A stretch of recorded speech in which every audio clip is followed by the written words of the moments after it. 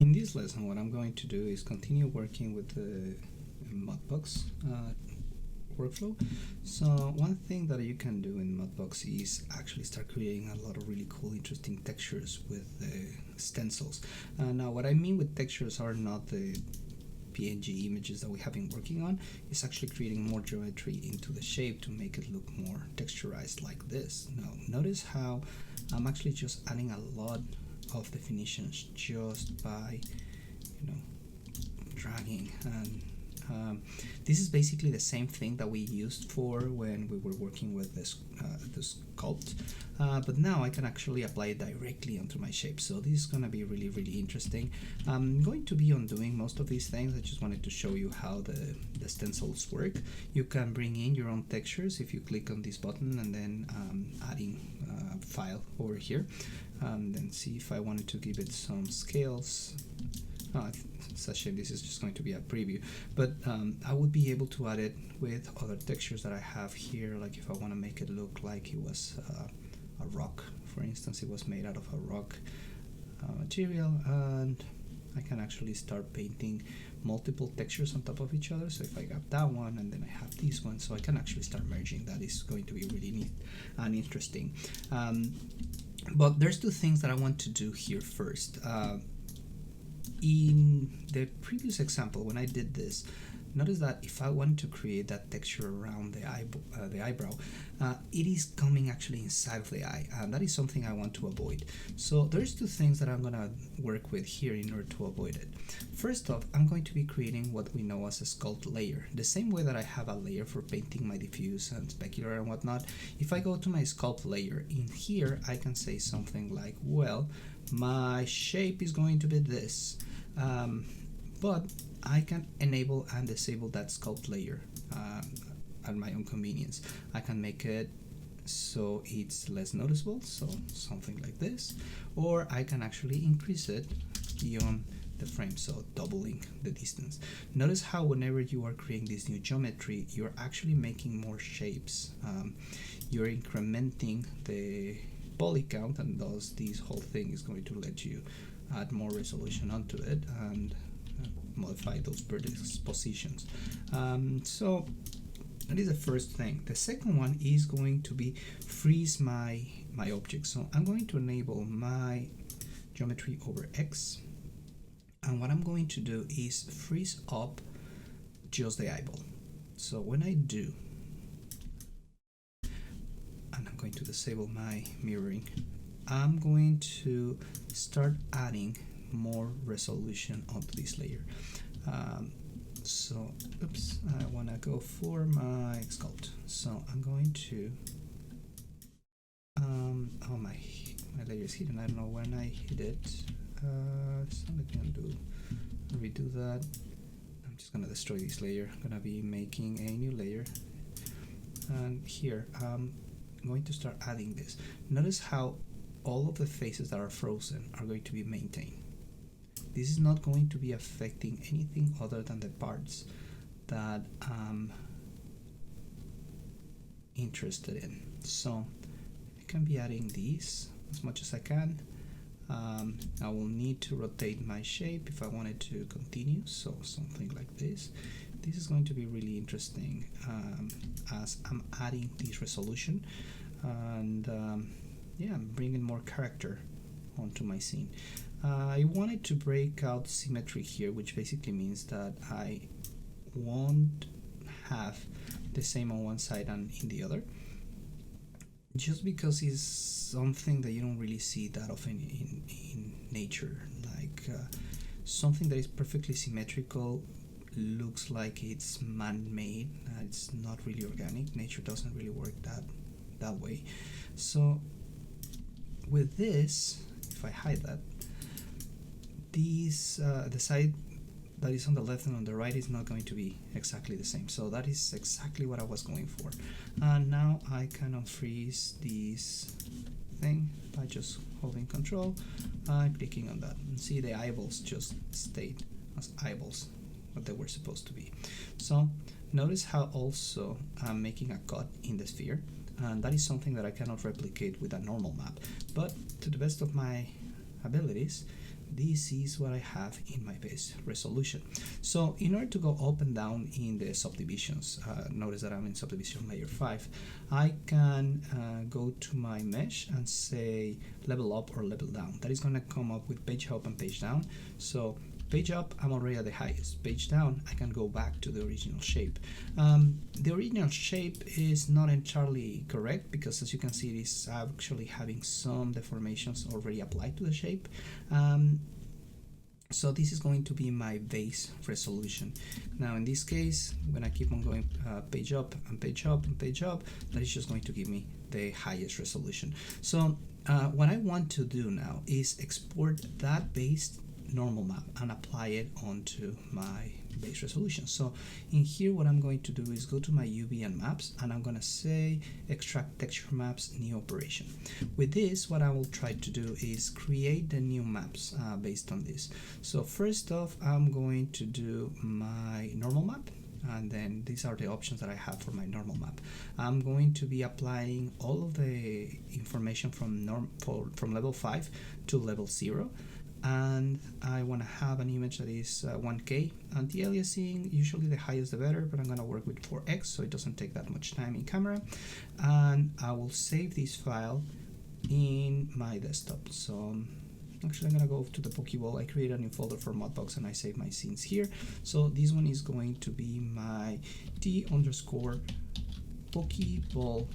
n, and let's see, 8-bit is fine, and I will just be extracting this operation. Now remember that I modified the original base when I started creating my shape. So the original shape that I have is no longer the best shape that I have to that I can use this. And the other thing that is going to be really weird is that this normal is already applied onto my shape. See, it's kind of doubling the amount of displacement that I have. And that is just because it's one is the one that is being faked and the other one is the one that is being applied. So this is one. The other thing that I want to is export these different resolutions or these different levels. So I'm going to be exporting these, and I will be exporting also the texture, which is something I'm missing. So I'm going to go to my UV maps, extract texture maps, and I'm going to do a new operation. This new operation is going to be my transfer paints.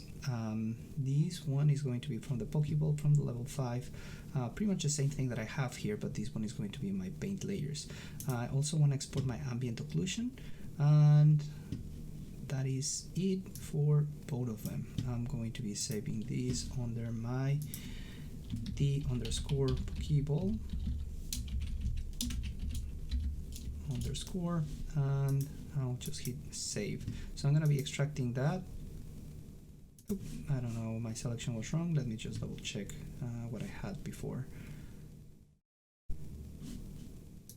Maps extracted successfully, which is interesting. I want to see what is it that I transferred. So go into my Pokeball, and in here what I want to check is under Mudbox, what are the maps that I extracted. So this is the ambient occlusion map, this is the normal map, so this is perfect. What I want to go for is also my texture color, which is this. It didn't flatten it out. That is the warning that I was receiving. So I'm gonna go back to Mudbox, and I want this to be a new map. So can I go back to the original one? So not this one, but this one, and this I want to remove. So I'm gonna delete selected, and for that one I can export this merge. So I can export the whole channel as a PSD.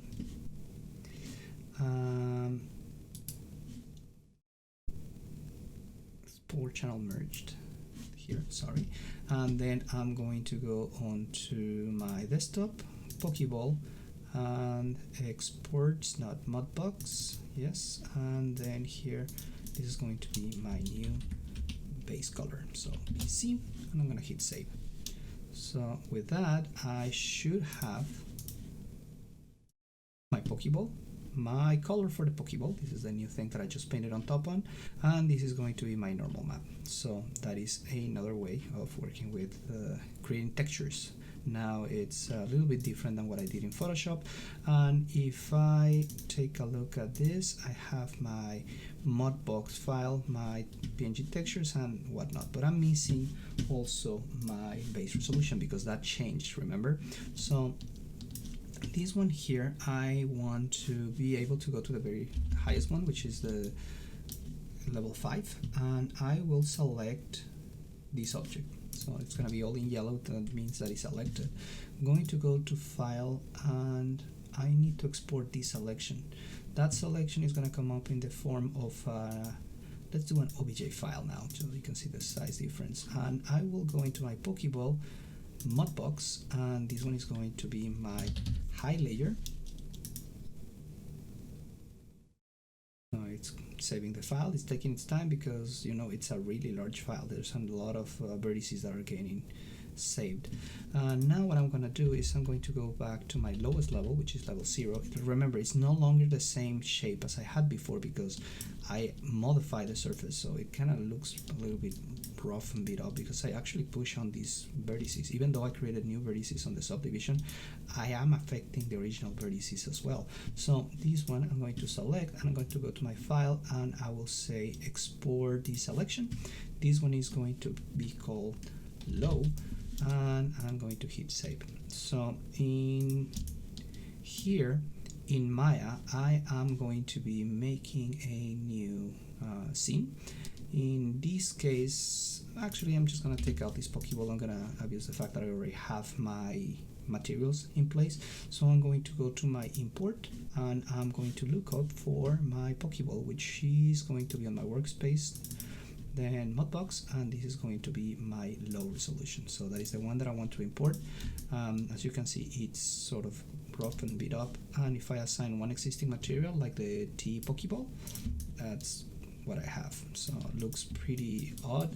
It's really faceted, but this is going to be alleviated once I have my new material. So I'm gonna go here and I'm gonna assign a new favorite material. It's going to be a blend because I already have that specular. I'm gonna select that new material or the texture, and that is going to be the one that is located under my mud scenes. This is going to be the base color. Perfect. And now I'm going to apply the bump map. Now Maya has a single channel. It makes no distinction between bump map and normal map. The bump map, remember, is the one that is going to be a single height. I don't want that. I need a three-dimensional space, which is going to be the tangent space normals, and the file is going to be the one that I just created, the normal map. So a normal map is going to look like blue most of the time. The bump map is going to be a black and white image. The wider it is, the more it's going to be separated from the original space.